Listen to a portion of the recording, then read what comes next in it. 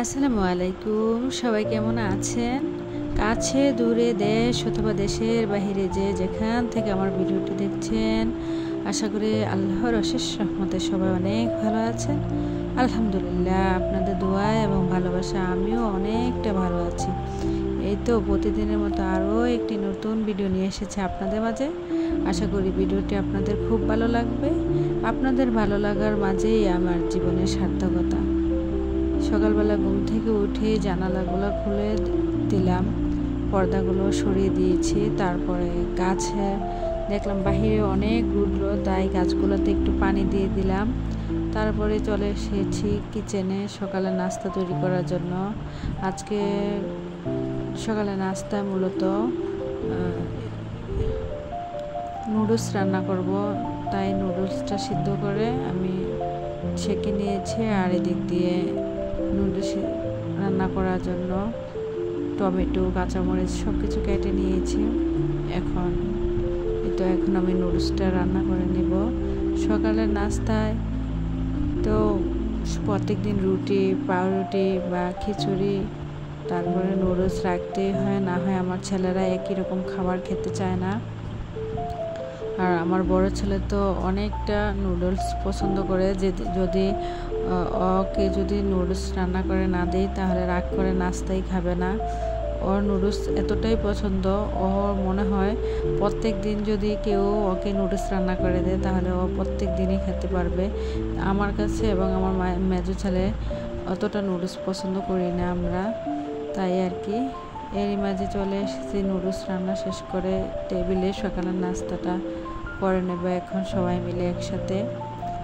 এই তো নাস্তায় মূলত নুডলসই ছিল আজকে। তো নাস্তাগুলো শেষ করে চলে এসেছি কিচেনে। কালকে রাত্রে একটা কফির বোতল আমি পানি দিয়ে ভিজিয়ে রেখেছিলাম, দেখলাম যে সকালবেলা এটা অনেকটা নরম হয়ে আছে কাগজটা। তারপরে তাতে একটু আমি গরম পানি দিয়ে দিয়েছিলাম যেন আরও তাড়াতাড়ি নরম হয়ে যায়।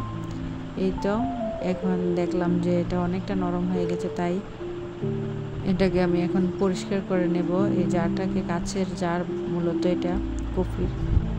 দেখে গেছে এই জারগুলোতে অনেক কিছু রাখা যায়।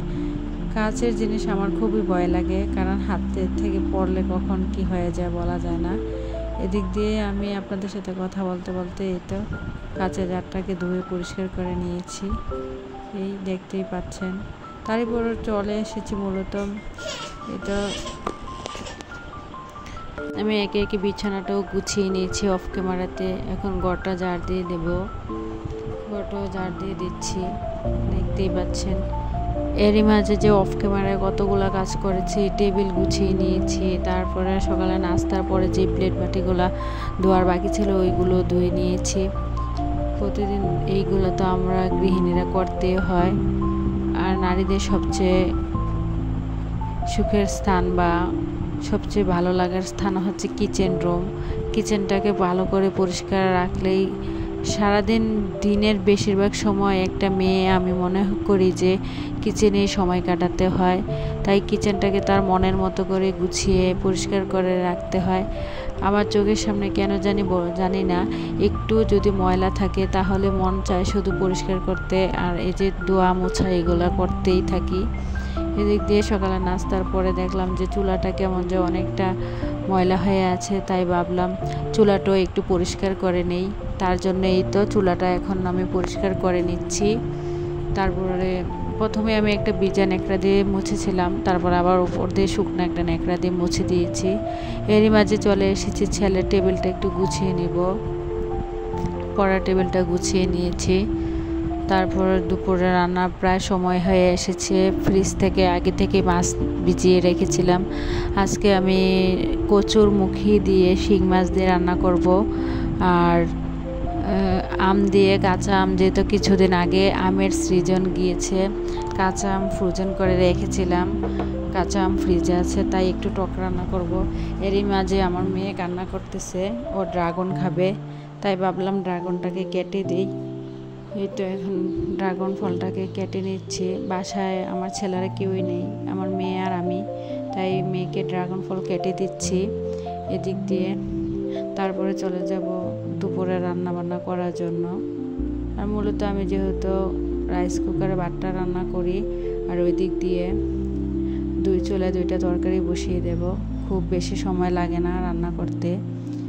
এই তো চলে এসেছি এখন কিচেনে। কচুমুখিগুলো একটু হালকাভাবে সিদ্ধ করে নেব।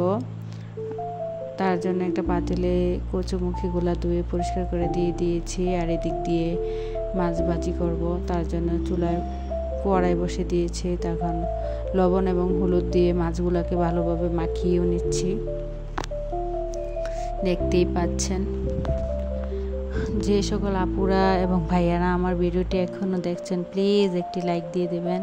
আপনাদের একটি লাইকই পারে আমার ভিডিওটি অনেকের কাছে পৌঁছে দিতে। আর যারা অলরেডি এই কাজটি করে দিয়েছেন তাদেরকে জানাই অসংখ্য ধন্যবাদ। এই তো এখন একে একে মাছগুলো আমি ভেজে নিচ্ছি এবং উল্টে নিচ্ছি। যখনই মাছগুলো ভাজছিলাম না, মানে শিং মাছ আমি কখনো এতটা এরকম ভাবিনি যে শিং মাছ ভাজতে গেলে এরকম হবে। যখন শিং মাছটা ভাজতে গিয়েছিলাম, মাছটা চারিদিক দিয়ে ছিটে ফুটে কি বলবো, আমার শরীরে অনেকগুলো তেলের ছিটা পড়েছে।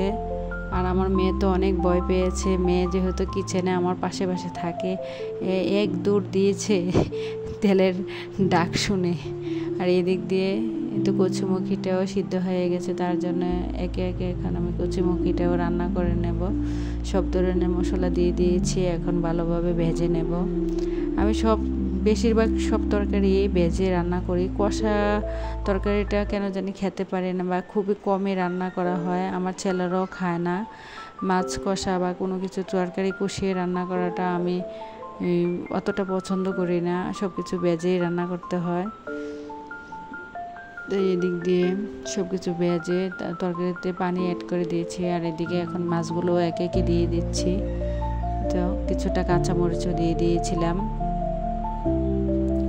এভাবেই আমার কাছে কচুমুখিটা রান্না করে মনে হয় অনেকটা মজা হয়। আর যখন তরকারিটা খেয়েছিলাম তখন যে এতটা স্বাদ হয়েছিল। শিং মাছ দিয়ে তরকারিটা রান্না করেছি, কিন্তু অনেকটাই মজা হয়েছিল যখন খাবারটা খেয়েছিলাম।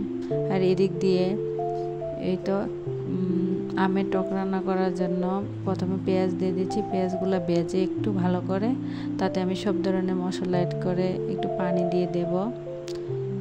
যেহেতু আমের টক রান্না করব, বাহিরে প্রচুর গরম পড়েছে, যার কারণে মনে হচ্ছে যে কিছু টক হলে মনে হয় অনেকটা ভালো হবে। আর আমরা যেহেতু কুমিল্লাতে থাকি, ইদানিং কি হয়েছে, অনেকটা পানি হওয়ার কারণে, বন্যার কারণে এদিকে কোনো রকমের শাকসবজি তো বাজারে পাওয়াই যায় না। বাজারে গেলে কোনো তরকারির অনেকটা কষ্ট আমাদের করতে হচ্ছে এখন। ইদানিং তরকারি একদম পাওয়াই যায় না।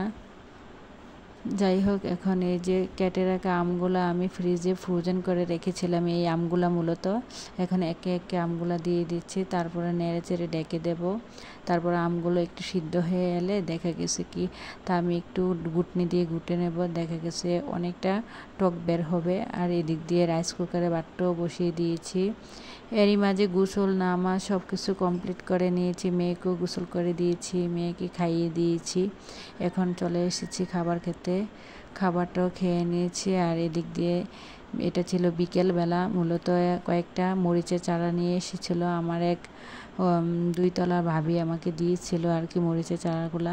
তাই এগুলো লাগানোর জন্য প্রথমে আমি কতগুলো তরকারি খোসা নিচে দিয়ে দিয়েছি, আর উপর দিক দিয়ে মাটিতেও দিয়ে দিচ্ছি। এখন একে একে গাছগুলো লাগিয়ে নেব। জানি না গাছগুলো টিকবে কিনা, আমি বলতে পারি না। অনেকটাই ছোট ছিল মরিচের চারাগুলা, মরে যাচ্ছে নাকি, তার জন্য তাড়াতাড়ি করে ভাবি দিয়ে দিয়েছে, তার জন্য লাগিয়ে নিচ্ছে আর কি। প্রথমে আমি অনেকগুলো তরকারির খোসা দিয়েছিলাম নিচে, তারপরে মাটিটা দিয়ে এই তো গাছটা লাগিয়ে দিচ্ছি। তারপর পানিটা দিয়ে দেব। ভিডিওটা এই পর্যন্তই। সবাই ভালো থাকবেন। খোদা হাফেজ।